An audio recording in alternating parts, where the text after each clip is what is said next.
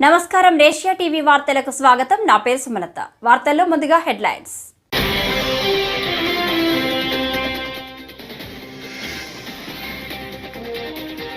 చంద్రబాబు అనే నేను ముఖ్యమంత్రిగా 4వసారి ప్రమాణ స్వీకారం చేసిన టీడీపీ చీఫ్.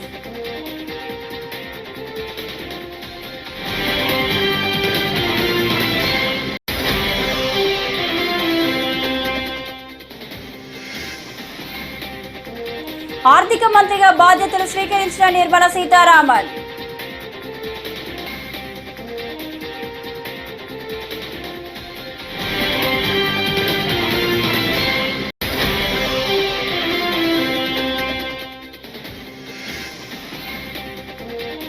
ఏపీని నవశకం దిశగా నడిపించేందుకు సంపూర్ణంగా కట్టుబడి ఉన్నాం ప్రధాని మోదీ.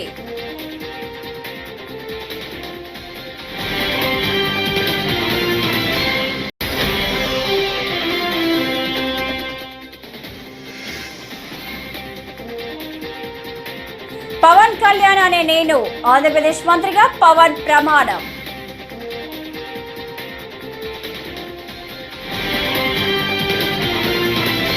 ఇక డీటెయిల్స్ చూస్తే మోదీ 3.0 ప్రభుత్వంలో కీలక శాఖలైన రక్షణ, హోం, ఆర్థిక, విదేశీ వ్యవహారాల శాఖలు బీజేపీ చేతిలోనే ఉన్నాయి.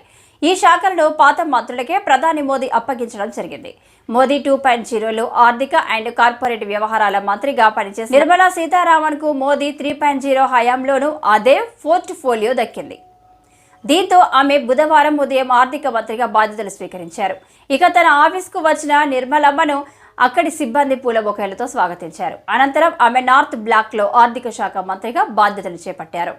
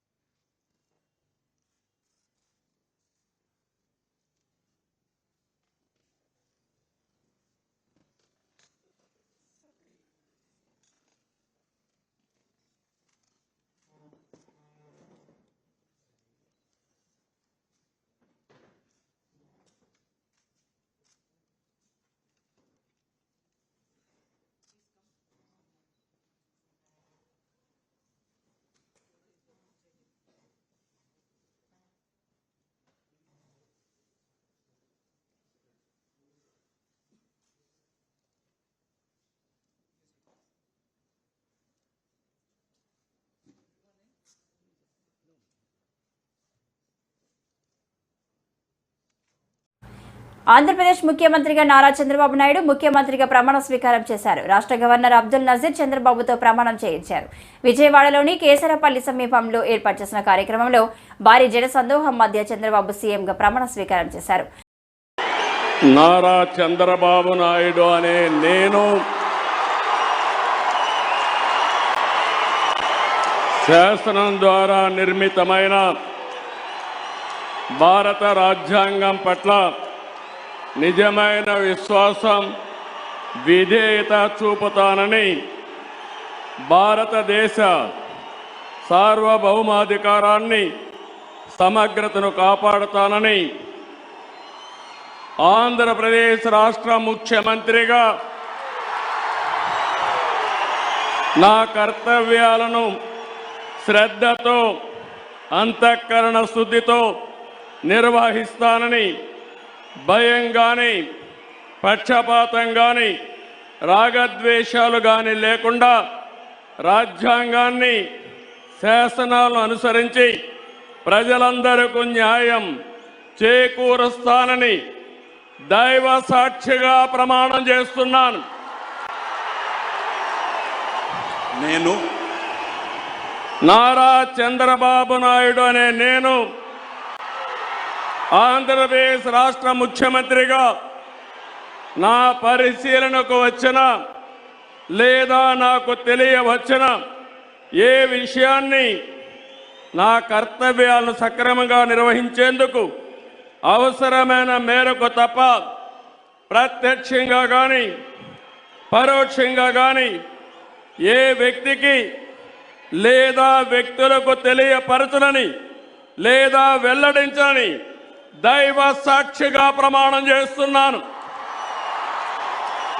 కొణిదెల పవన్ కళ్యాణ్ అనే నేను శాసనం ద్వారా నిర్మితమైన భారత రాజ్యాంగం పట్ల నిజమైన విశ్వాసం, విధేయత చూపుతానని, భారతదేశ సార్వభౌమాధికారాన్ని, సమగ్రతను కాపాడుతానని, ఆంధ్రప్రదేశ్ మంత్రిగా నా కర్తవ్యాలను శ్రద్ధతో, అంతఃకరణ శుద్ధితో నిర్వహిస్తానని ప్రమాణం చేస్తున్నాను అంటూ జనసేన అధ్యక్షుడు పవన్ కళ్యాణ్ ప్రమాణం చేశారు. ఆంధ్రప్రదేశ్ గవర్నర్ అబ్దుల్ నజీర్ కేసరపల్లి సభా వేదికపై పవన్తో ప్రమాణం చేయించారు. నేను కొణిదెల పవన్ కళ్యాణ్ అనే నేను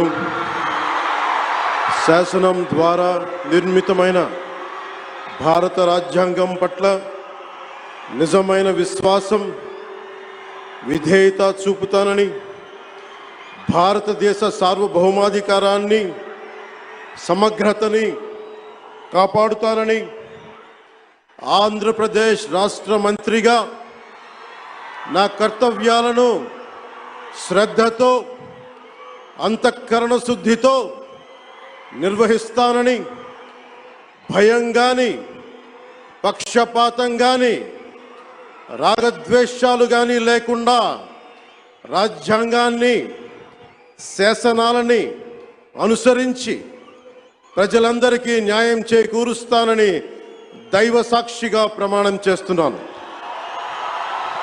నేను కొణిదెల పవన్ కళ్యాణ్ అనే నేను ఆంధ్రప్రదేశ్ రాష్ట్ర మంత్రిగా నా పరిశీలనకు వచ్చిన లేదా నాకు తెలియవచ్చిన ఏ విషయాన్ని, నా కర్తవ్యాలను సక్రమంగా నిర్వహించేందుకు అవసరమైన మేరకు తప్ప ప్రత్యక్షంగా కానీ పరోక్షంగా కానీ ఏ వ్యక్తికి లేదా వ్యక్తులకి తెలియపరచనని లేదా వెల్లడించనని దైవ సాక్షిగా ప్రమాణం చేస్తున్నాను.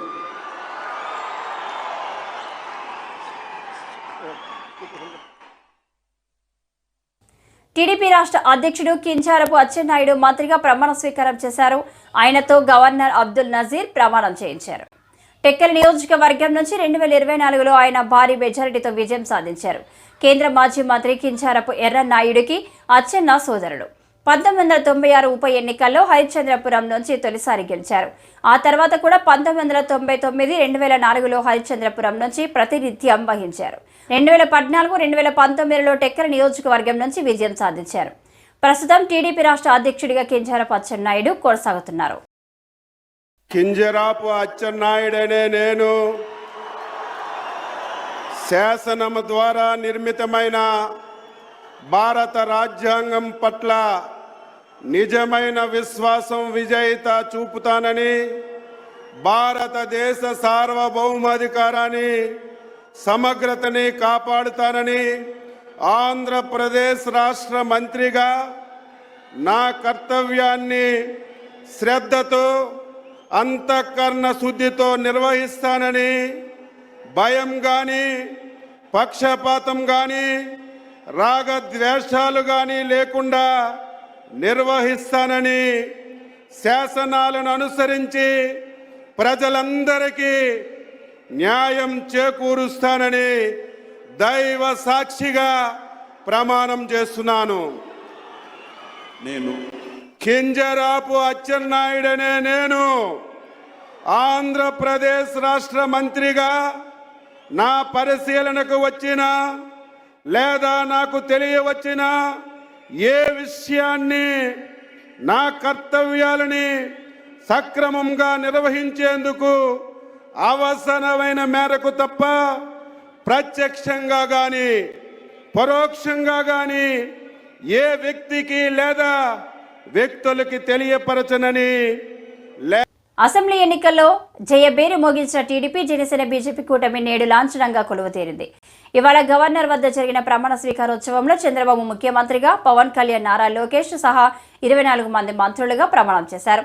ఈ కార్యక్రమానికి ప్రధాని నరేంద్ర మోదీ ముఖ్య అతిథిగా హాజరై ఏపీ నూతన ప్రభుత్వానికి ఆశీస్సులు అందజేశారు. అనంతరం మోదీ సోషల్ మీడియాలో స్పందించారు. శిఖరాగ్రాన నిలపడం కోసం సోపాన పంక్తిని పేర్చుతున్నటువంటి కృషివలుల్ని తయారు చేస్తున్నటువంటి శ్రీ నరేంద్ర మోదీ గారు, శ్రీ నారా చంద్రబాబు నాయుడు గారు, శ్రీ పవన్ కళ్యాణ్ గారు, వారి వ్రతం ఒకటే, ధర్మం బిది, వ్రతం బిది, సద్వివేకం బిది, ఆచారం బిది అని చెప్పినట్లుగా ఆదర్శనీయమైనటువంటి పథకామిగా వారు నడుస్తున్నటువంటి శుభవేళ మళ్ళీ మళ్ళీ ఈ రాష్ట్ర ప్రజలు వారికి కృతజ్ఞతలు చెప్తూ ఉంటారు. మన చంద్రబాబు గారు, మన పవన్ కళ్యాణ్ గారు ప్రత్యేకంగా కృతజ్ఞతలు చెప్పారు. అలాగే వేదికకి కుడివైపునున్నటువంటి ప్రముఖులు అందరి దగ్గరికి కూడా పేరు పేరున వెళ్ళి పలకరిస్తున్నటువంటి శుభవేళ. పద్మభూషణ్ మన megastar Chiranjeevi, megastar power star, అటు మెగాస్టార్ ఇటు పవర్ స్టార్. ఇది అరుదైనటువంటి చిత్రం. అలాగే మన పెద్దలు బాలయ్య బాబు గారు,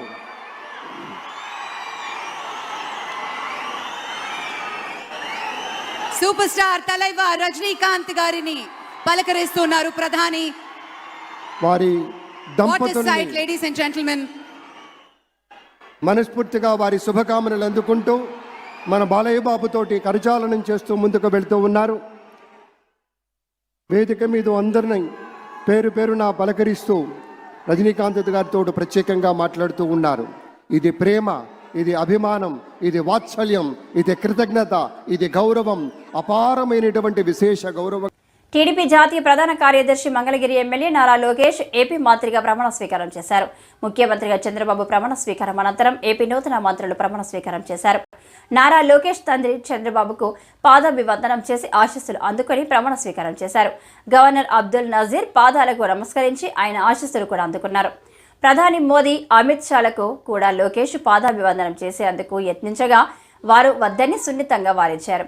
రెండో పర్యాయ మంత్రిగా బాధ్యతలు అందుకోబోతున్న లోకేష్ కు ప్రధాని మోదీ, అమిత్ షా, గడ్కరీ, జేపీ నడ్డా శుభాకాంక్షలు తెలిపారు. నారా లోకేష్ అని నేను శాసనము ద్వారా నిర్మితమైన భారత రాజ్యాంగం పట్ల నిజమైన విశ్వాసం విధేయత చూపుతానని, భారతదేశ సార్వభౌమ అధికారాన్ని సమగ్రతను కాపాడుతానని, ఆంధ్రప్రదేశ్ రాష్ట్ర మంత్రిగా నా కర్తవ్యాలను శ్రద్ధతో అంతర్గత శుద్ధితో నిర్వహిస్తానని, భయం కానీ పక్షపాతం కానీ రాగద్వేషాలు కానీ లేకుండా రాజ్యాంగాన్ని శాసనాలు అనుసరించి ప్రజలందరికీ న్యాయం చేకూరుస్తానని దైవ సాక్షిగా ప్రమాణం చేస్తున్నాను. నేను నారా లోకేష్ అని నేను ఆంధ్రప్రదేశ్ రాష్ట్ర మంత్రిగా నా పరిశీలనకు వచ్చిన లేదా నాకు తెలియవచ్చిన ఏ విషయాన్ని నా కర్తవ్యాలను సక్రమంగా నిర్వహించేందుకు అవసరమైన మేరకు తప్ప ప్రత్యక్షంగా కానీ పరోక్షంగా కానీ ఏ వ్యక్తికి లేదా వ్యక్తులకు తెలియజేయనని లేదా వెల్లడించనని దైవ సాక్షిగా ప్రమాణం చేస్తున్నాను. రామోజీ గ్రూప్ సంస్థల చైర్మన్ దివంగత రామోజీరావు కుటుంబ సభ్యులను ముఖ్యమంత్రి రేవంత్ రెడ్డి పరామర్శించారు. తన ప్రగాఢ సానుభూతిని ప్రకటించారు. రామోజీరావుతో తనకు ఉన్న అనుబంధాన్ని ఈనాడు MD Kiran, Margadarsi MD Shailaja, Ramoji film city MD విజయేశ్వరితో పంచుకున్నారు. రామోజీరావు వ్యక్తి కాదు, వ్యవస్థ అని ఆయనకు ప్రత్యామ్నాయం లేదని కొనియాడారు. రామోజీ చూపిన మార్గంలో వారి కుటుంబ సభ్యులు, సంస్థలు ప్రజల తరపున నిలబడాలని ఆకాంక్షించారు. రామోజీ ఆలోచన విధానాలకు అనుగుణంగా ప్రభుత్వం ప్రజల కోసం పనిచేస్తుందని రేవంత్ రెడ్డి చెప్పారు.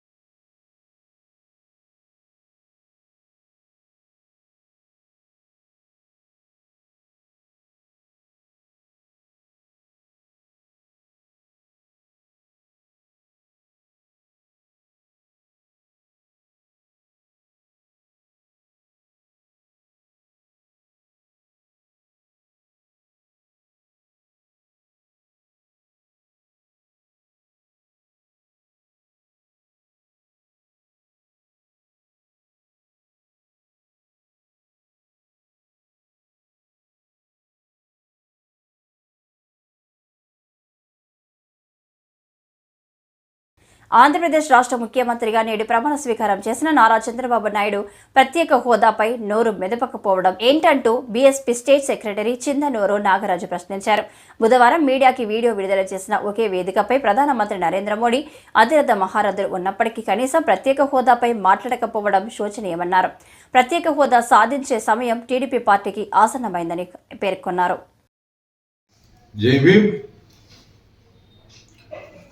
ఈరోజు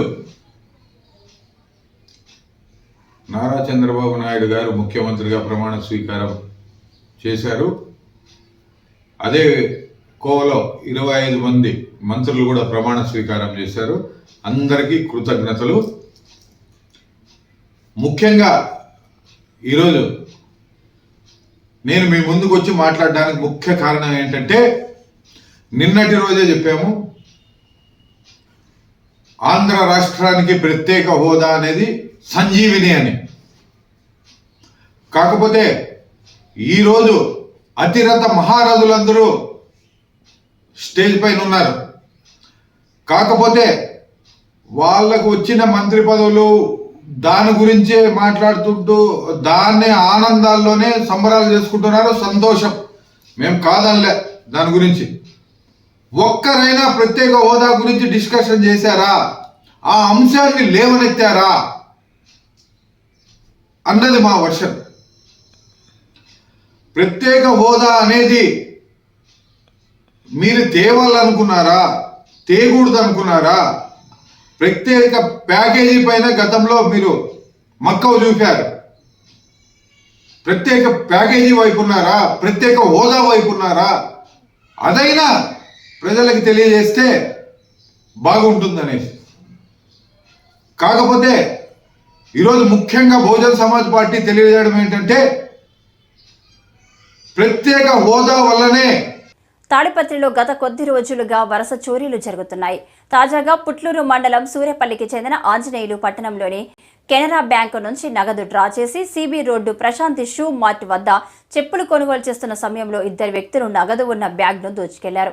బ్యాగ్లో దాదాపు 60,000 నగదు ఉందని, వారు పథకం ప్రకారమే బైక్ ఉన్న ప్లగ్ తీసివేసి దోచుకెళ్లారని తెలిపారు. ఆంజనేయులు సార్, సూర్యపల్లి విలేజ్, పుట్లూరు మండలము.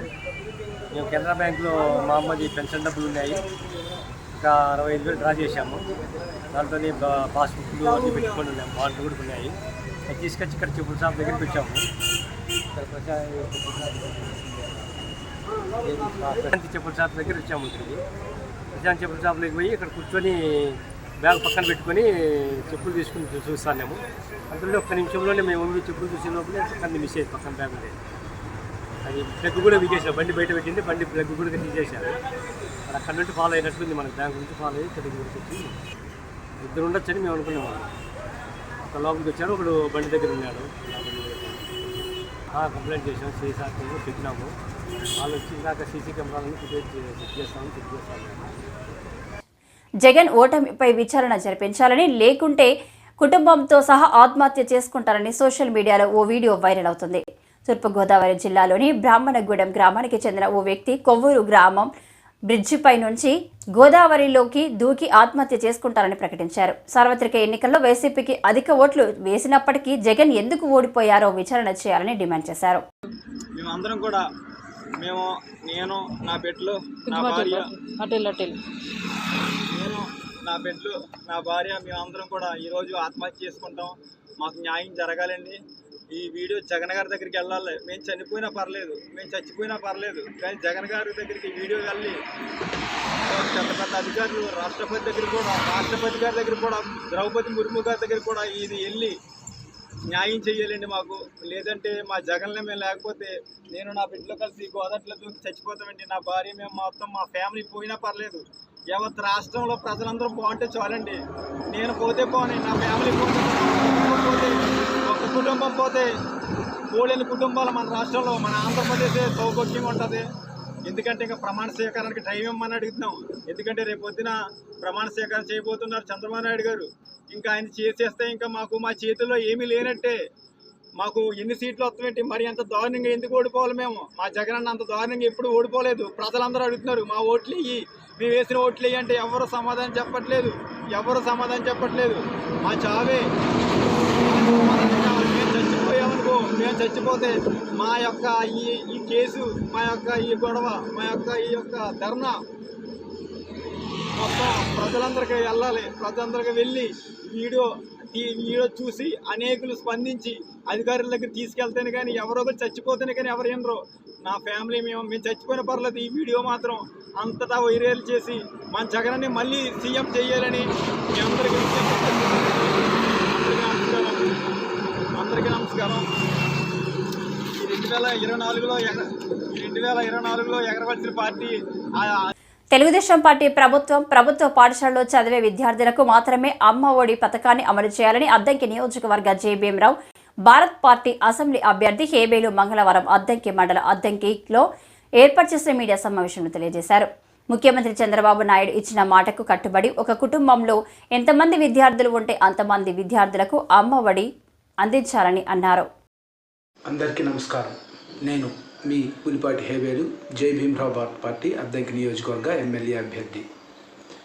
రాష్ట్రంలో గత ప్రభుత్వం, ఈ ప్రభుత్వం, కొత్తగా బాధ్యతలు చేపట్టబోతున్నటువంటి ఈ ప్రభుత్వం విద్యా హక్కు చట్టం ఒకటి ఉంది అని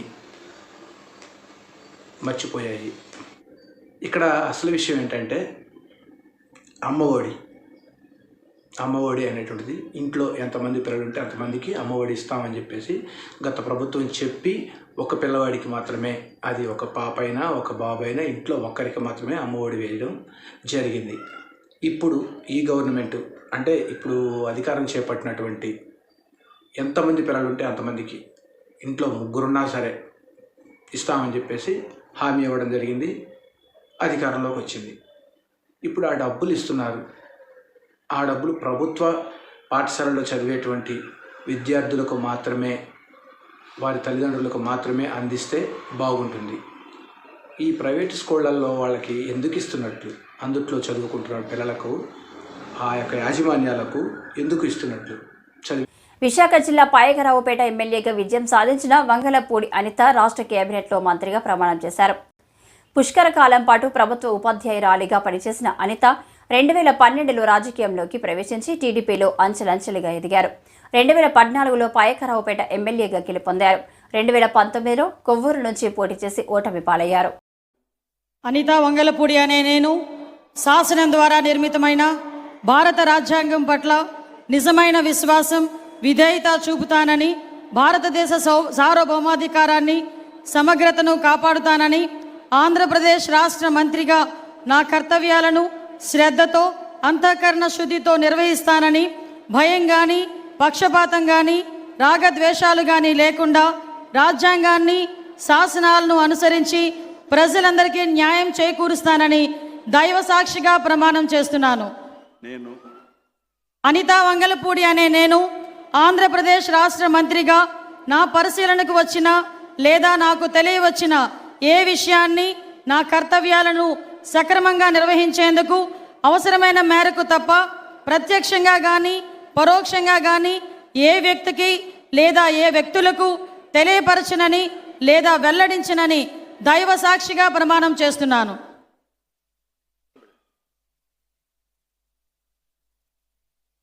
ప్రభుత్వ ఆదేశాల మేరకు ప్రైవేటు పాఠశాలలు వారి యొక్క అనుమతి పత్రాలను ఎంఈఓ కార్యాలయానికి అందజేయాలని నరసన్నపేట ఎంఈఓ ఉప్పాడ శాంతారావు ఆదేశించారు. బుధవారం స్థానిక ఎంఆర్సీలో మండలంలో ఉన్న 24 ప్రైవేటు సిబ్బందితో సమావేశం నిర్వహించారు. అనుమతి పత్రంతో పాటు వారికి ఉన్న వాహనాల రిజిస్ట్రేషన్లు తదితర పత్రాలను అందజేయవలసి ఉంటుందని ఆయన స్పష్టం చేశారు. అదనపు తరగతులు నడిపేవారు అనుమతులు తీసుకోవాలని అన్నారు.